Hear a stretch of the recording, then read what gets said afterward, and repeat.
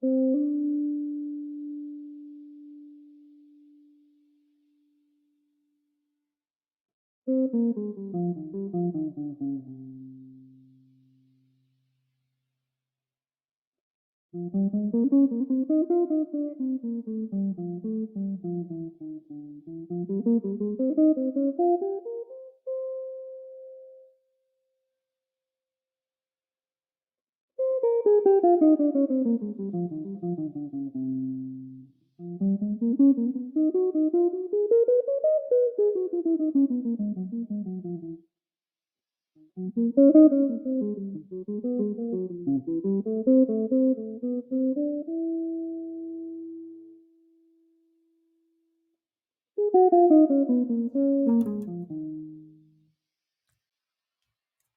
everybody. Thanks for checking out this live stream. Had a little bit of a hiccup there getting started, but I think things are looking good now. So, welcome to another Sunday live. Hope everybody's had a really great week. So, just to mention here, I'm streaming live on YouTube, Facebook. It's looking good, and also to the podcast. Check out podcast, which this I'll be reposting this so you could check this out on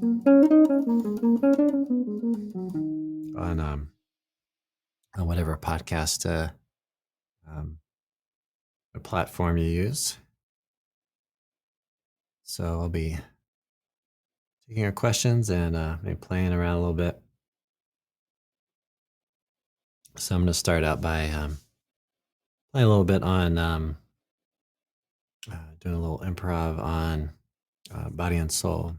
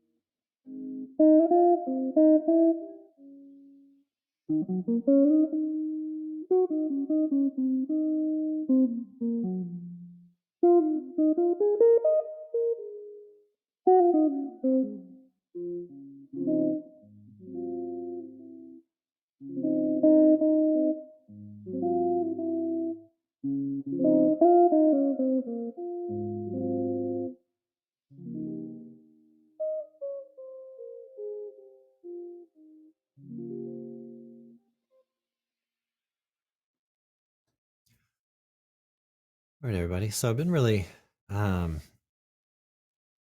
checking that tune out a little bit lately.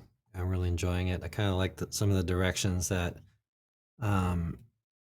it takes harmonically and just kind of playing with lines and phrases, working through that, and also some chords and all that. So I've been playing that one a little bit, and I'm planning to do a little bit of a YouTube short on that as well. So I haven't quite exactly figured out how I'm gonna work with those shorts. I've done two so far, and so I'll probably spend some time watching some other YouTubers and their channels and things, seeing what they're doing with it. So far, I just did a little bit of playing, but as far as fitting um, musical forms in a specific amount of time, that's kind of a challenging thing. So maybe I'll do some mini lessons or just play on a section of a song and have a brief talk or something on it. But that's the thing I've been doing a little bit here. Again, I'm sort of bringing this back. I was trying this a while ago, but so I'm muting the microphone here as I'm playing. So using a little foot switch down there called a power mute. So hopefully that's not too clicky or anything, but I'm setting it always the issue with that was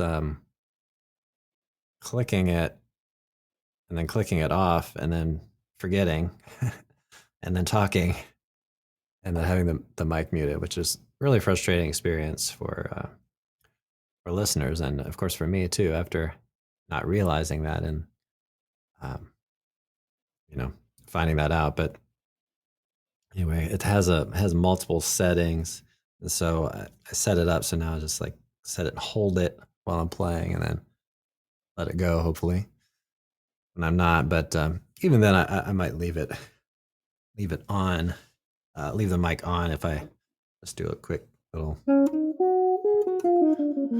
demonstration on something.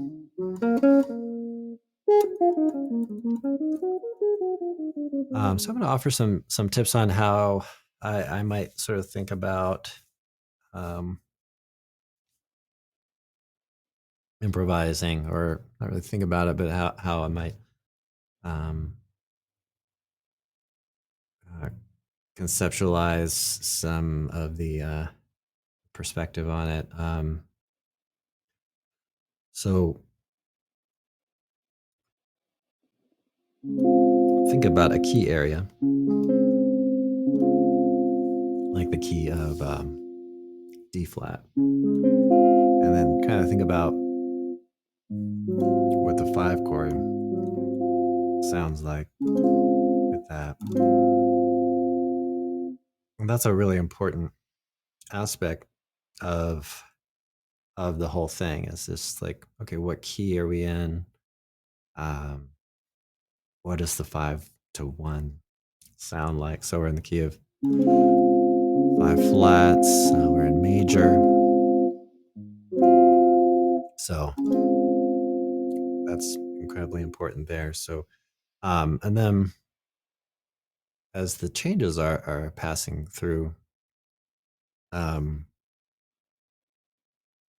think about the specifics of what certain chords are kind of doing and how that might be an outside tone or what if even if it's not outside, then what is it?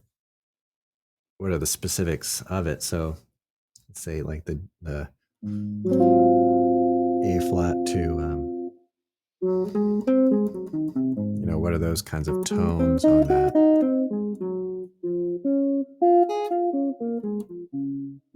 Going to the one. So can we just play in the key of D flat and create a resolution? It's all kind of built in there. And then of course you could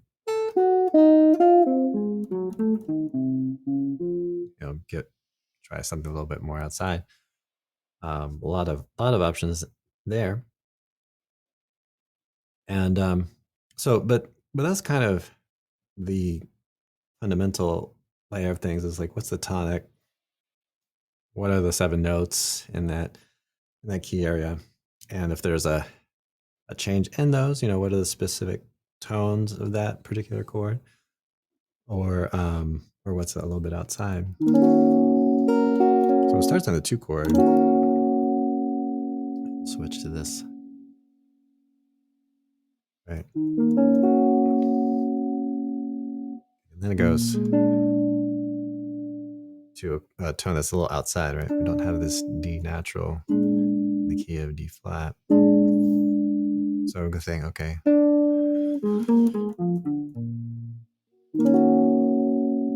know, how does that differ, you know, from our key center? Really, again, you have a ton of options, but those are some. And I would say, you know, when it comes to improvisation, it's just more levels of awareness, and just kind of creating melodies with that kind of awareness. But if you're practicing, working on some of these things, see if you can try to take a kind of bridge the perspective of the key that you're in, like D flat, and also whatever the specific chord is in that given moment. Right. So when we get to D flat a little bit later on, the progression, then we go to the G flat. I'm gonna think, okay, what's different again? What's it like we did on that other chord? Like what's something a little bit different? There's something a little bit outside of that key area, right? So in D flat, we have this down here, the F. We have an F flat, right? So right, and then if you have that change, you might say, okay,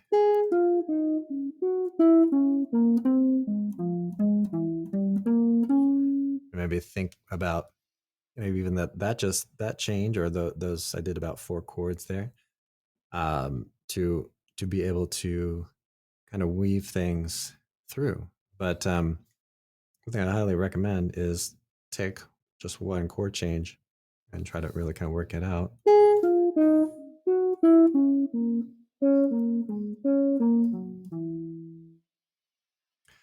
Right. And just kind of work. So how does it relate to the tune as a whole, or the key that we're in? And then what are the specifics of what's going on in a given moment? And does it kind of relate to that? When we get to the bridge, we have a pretty definitive key center shift. So we don't have to necessarily relate that to the original key as we go through. But let's talk a little bit more about the A section here. And take any questions that you have. Thanks for watching and listening. Thanks for subscribing if you have already. And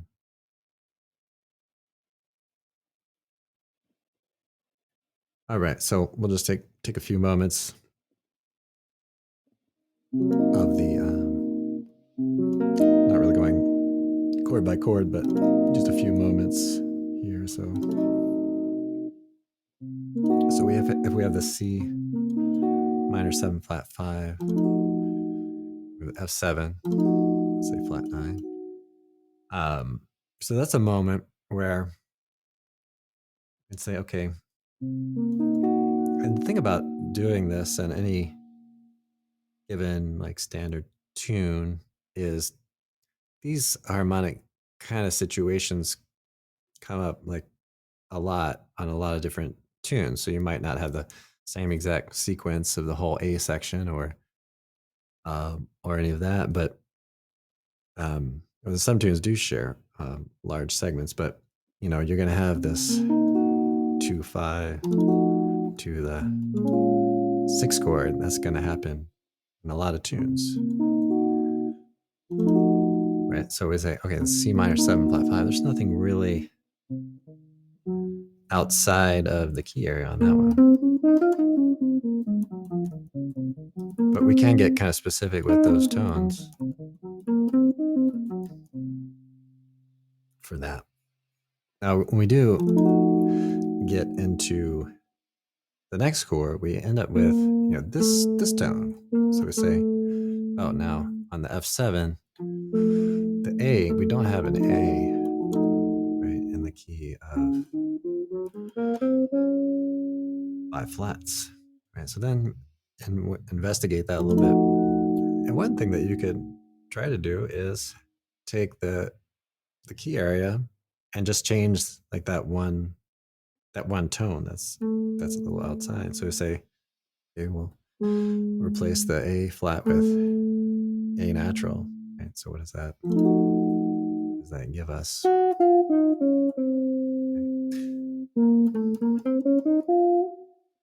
And maybe try to play that sound through maybe a 1-octave shape, and sort of investigate that sound. So that gives us kind of this 5 of the 6 chord.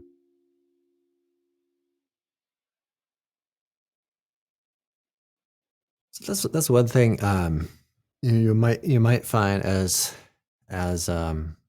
you're working on tunes and working on kind of decoding all these things. And I know I'm speaking to a lot of folks of a variety of levels, from beginner to intermediate and advanced.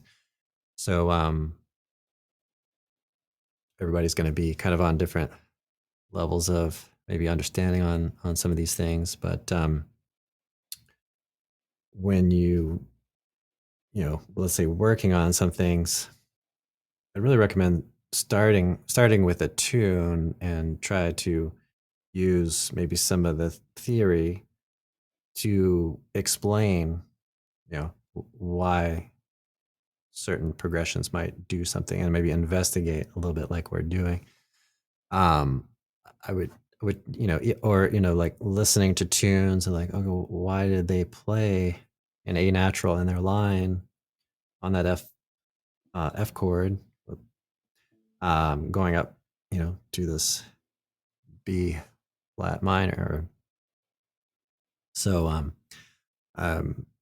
rather than, which it probably just depends on the person, but rather than saying, okay, this scale's real hip thing right now, or this particular mode is like, people say I need to know this one. It's hard to put that into use. It's hard to put that into context. So try to, and if you do it kind of that way, okay, I want to seek out Phrygian dominant, and I know I need to know that, and that is a thing, but you could, if you do go about it that way, say, okay, well, how do I apply that? How do I apply that scale? What chord sound does it kind of fit on?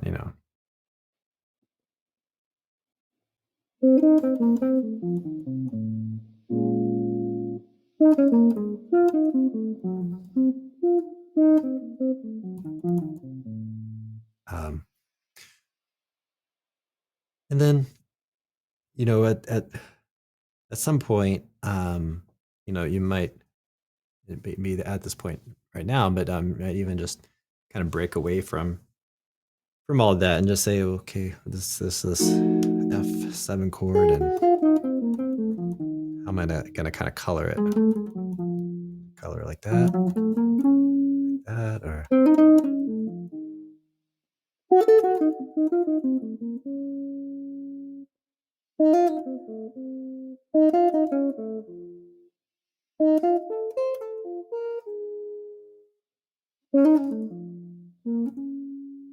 right, and just spend some time working on just kind of exploring that particular sound. I'm gonna check around for any comments or questions. Thanks for watching. Maybe I'll do a little playing on the segment that we just talked about.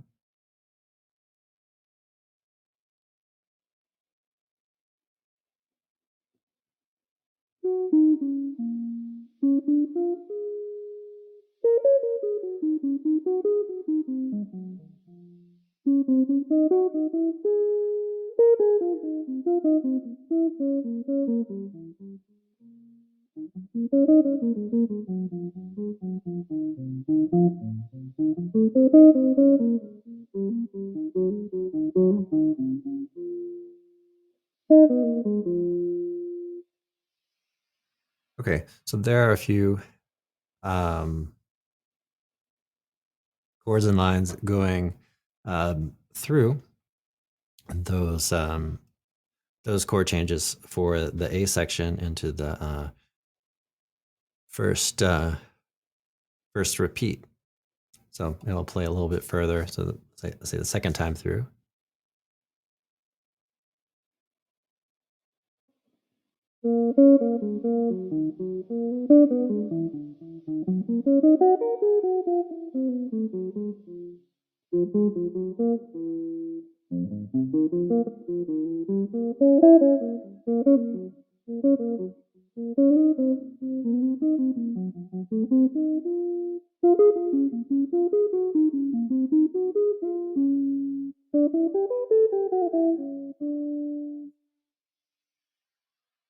Okay, so that's a bit of um, the let's say second A section. So one thing I'm trying to illustrate here a little bit is the idea of moving a little around the neck to help with or just to work on range. You know, do you want deeper sounding tones and then play over here? You want higher sounding tones over here?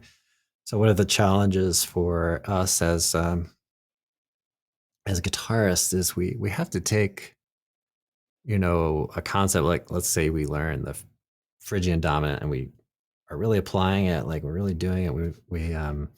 Um, we kind of know where that comes up.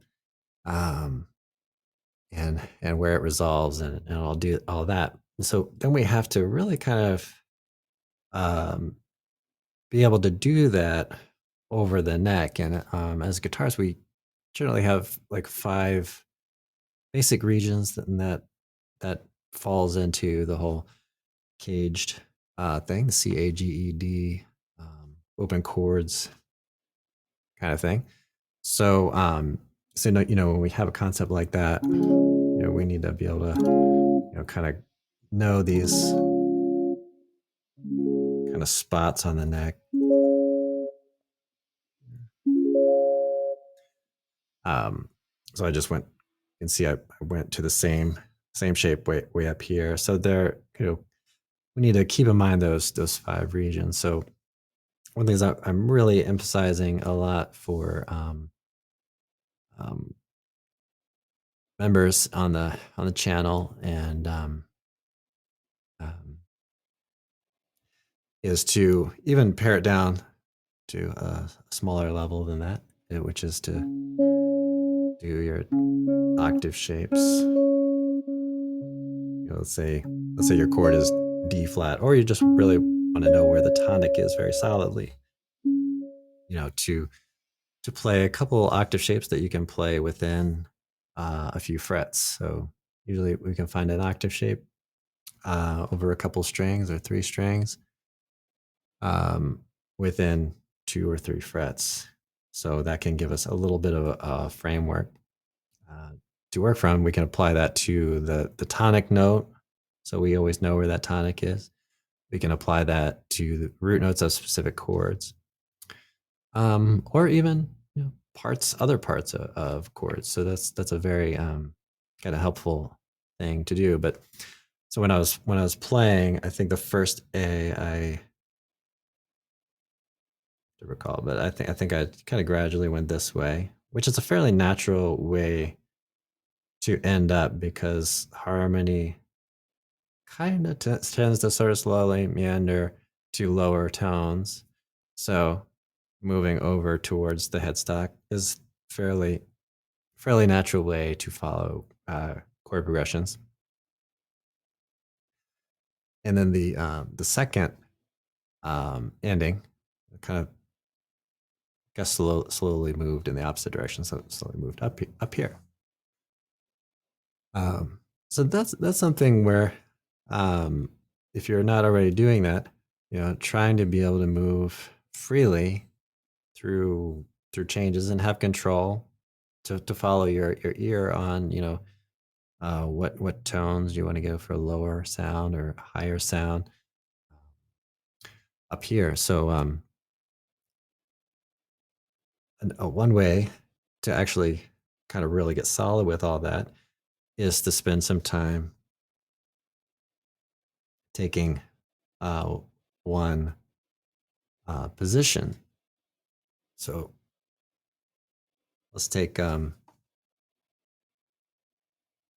play around a little bit with the bridge, and try to just limit myself to maybe one or two positions. So we start in D here. So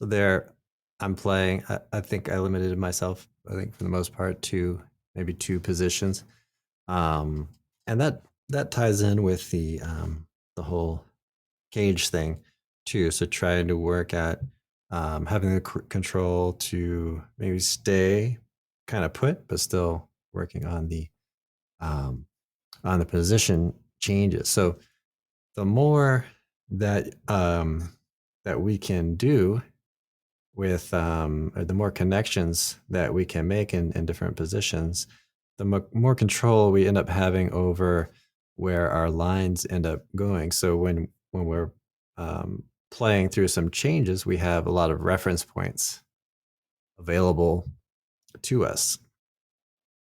So we have, let's say, a note just before a particular change. Let's say we're kind of setting up that D major. So then we say, okay, we have these, let's say, two notes. Maybe we have a note a whole step or half step away from one of those tones, and then we have something to kind of land on. Or if we are up here, then we can follow that. Or let's say we want to play, we want to target the 9, right? Then we have that kind of reference point to work with. So so oftentimes we get really good at certain things. So when we do get really good at that, we want to, of course, use that. So a lot of times we're starting out, we get really good at this chord and this chord, both D major 7, and then we might get really good at finding notes sort of around that area. And so that's all very good, because we do want to play from the knowing. So we want to get very good at that, especially if we perform or we're just playing for fun. We want to be able to play without thinking. Basically, we just want to play from awareness, like I mentioned earlier. So we're kind of aware of where the notes are. We're following our ear. So we can say, okay, I'm good at that. So, but when you get into playing changes, you might try to become more aware of some of those inversions of those chords and be able to maybe play melodically kind of in the area where some of those tones might be. So inversions can really help to tie in to all that, give ourselves a reference point, and also those octave shapes, which I mentioned earlier, that also can build um, more reference points so that when you do kind of work through changes, you can say connect from one harmony to the next in a linear way, to to um, to guide where things go, and then of course we can use our own um, intuition. But if we have fewer reference points, then sometimes the lines can sound maybe just disjointed. So let's say play through the bridge a little bit. So okay, now if you know this, that that all kind of works. You can, right? But um, if you kind of have a little bit more of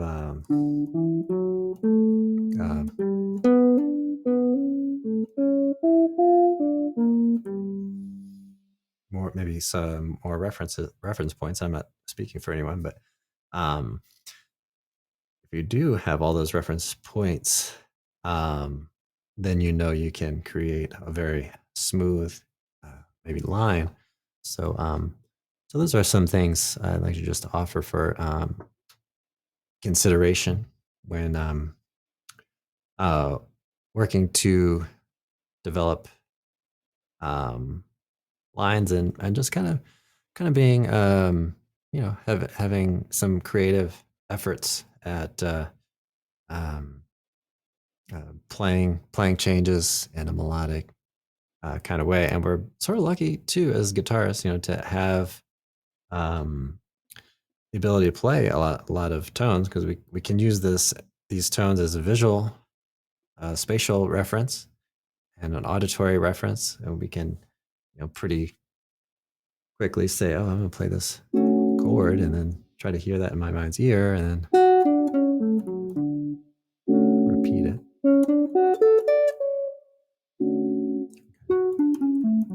Remind the ear, what all this sort of sounds like, and what we're kind of playing against. So we have that kind of context. Okay, so I'm gonna play over the final A section here, just to kind of play around, complete the tune a little bit.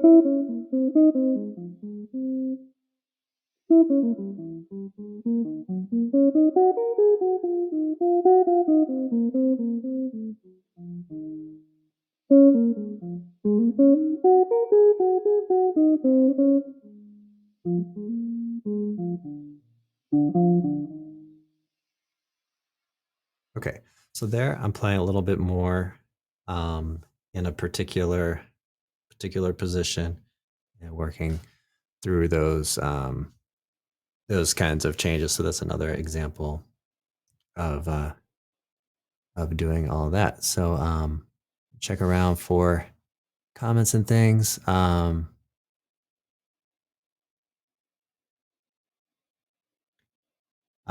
Yeah, so I did move up the time a little bit. Hopefully that doesn't throw anyone off. So John just wrote in. Thanks for writing in.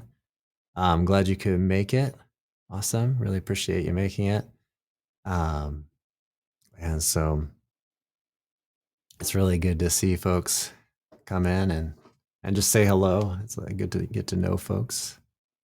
I'm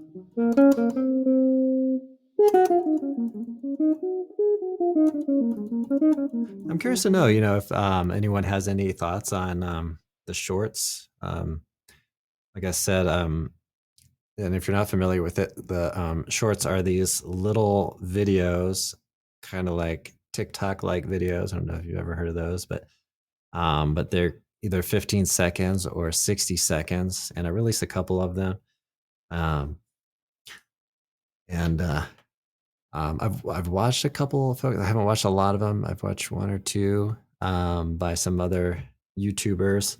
Um, but I think some folks are doing like mini lessons, but I'm just curious um, if anybody has any ideas to throw out there on or any opinions. Is it cool to just play for a minute and that's it, not say anything? I don't know. That's what I've kind of done. That's what I did last time. um, so 60 seconds is just not a lot of time. Um, so I don't know, but and then just kind of having the phone there. I'm not sure if one thing that's appealing from my perspective is just to just kind of sit down and do a raw video of just playing and just sort of saying it is what it is. But after doing that, I watched I think a Rick Beato short, and I'm like, wow, that's pretty pretty sophisticated video. Um, I mean, you know it's got some production to it, um, but so then that is something that takes a bit of time to do.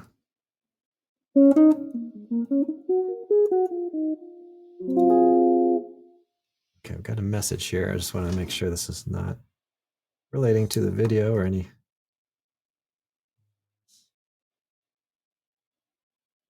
Okay, looks like we're good.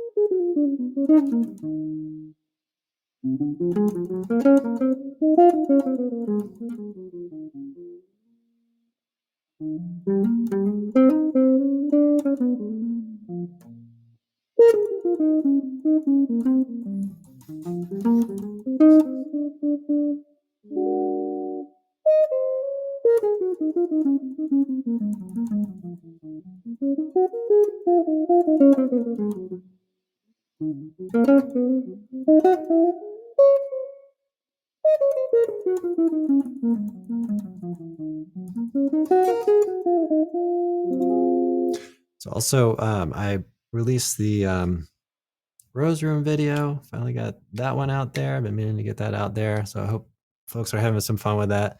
I'm trying to keep it real slow at the beginning. So that was a really cool solo. A lot of people have, or I've had at least one comment saying that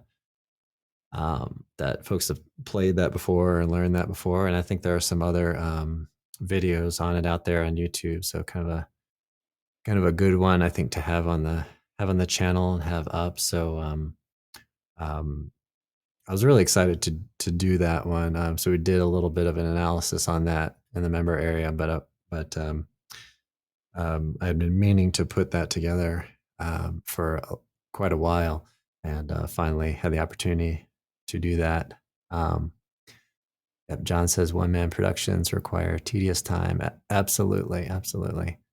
Um, yeah, so it does take a tremendous amount of time to do all the production and everything. Absolutely. I'm happy to hear that is understood and identified with. Sounds like awesome. It is quite a lot. It's keeping up with, I've got to keep up with playing. Got to keep up with practice. I got to do ton of production type stuff and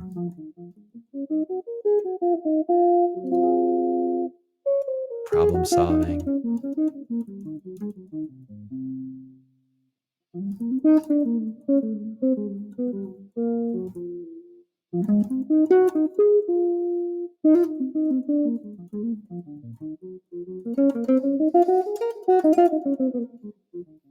Yeah, from what I've heard, some of the bigger channels, um, they start to um, get help um, with the video side of things. Um, they get help maybe even with mixing, maybe mixing and mastering. Um, so I've been trying to keep, not even really trying, but I've been keeping things really simple out of kind of necessity as far as video editing goes. So most things um, try to do fairly live on the spot, and I really like the live format. So even some of the videos that I do, I just kind of just do them live, and then sometimes I pause too long or speak too slowly for the videos. So sometimes I'll just chop a little bit out. I think I did that with this Rose Room video. So just cut out some of the space to try to do little quick things. But those videos take good amount of time, good amount of time to do. I think the Rose Room video, it probably took about 6 hours, something like that. Um, so um, so yeah, it's quite a lot of work.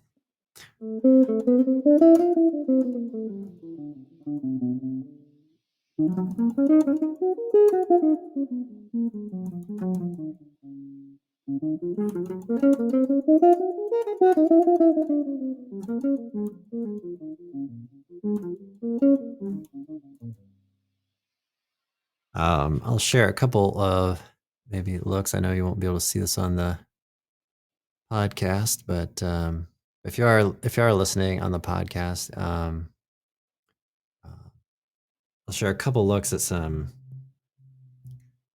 kind of cool and interesting pentatonic scales that we've been checking out. See if I can bring all that up.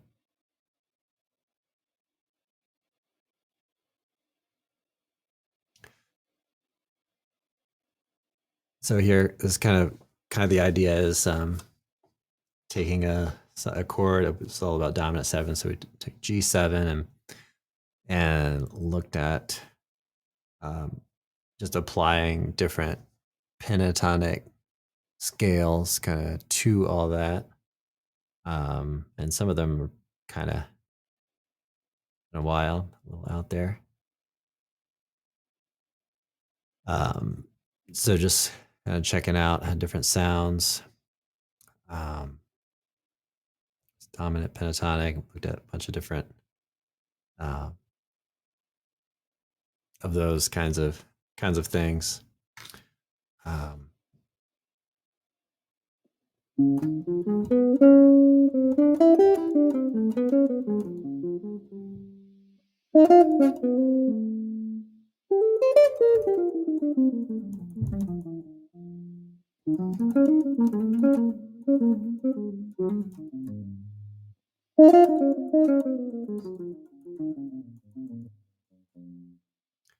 um, so that's kind of fun to think a little bit about pentatonic scales. And one thing in my efforts to um, teach sort of the components of how different scales, arpeggios, and all this sort of kind of interconnect is to take um, different numbers of tones. So like pentatonic, that's 5-note scale. A lot of the arpeggios for the um, seventh chords, basic seventh chords, 4 tones, and triads, 3 tones, and 6 tones, whole tone scales, or um, blues scales, or 7-note scales. Those are kind of like the um, major scales and all that, and even 8-note scales like octatonic scales. And so just kind of spending a little time with each one of these numbers, things that you can do with 3 notes, 4 notes, 5 notes, 6 notes, 7 notes, 8 notes. And so actually did a little bit of a talk about dividing the octave, kind of in various ways, and trying to kind of maybe do some things to sort of even it out, all that. So spending a little time with dominant pentatonic, and this was more like improv topics. 'Cause improv topics were going over some of the concepts in Jerry Bergonzi series of improvisation books. He's got a whole series of books on that. So we took some of his suggested pentatonic scales, and also I did some that I kind of gave my take on as well. All right, everybody. Well, thanks so much for checking out this video. I hope this live stream. Hope you've enjoyed it so far. Or so far, and this will be available for replay as well. All right. Thanks again, and I'll see you all in the next one.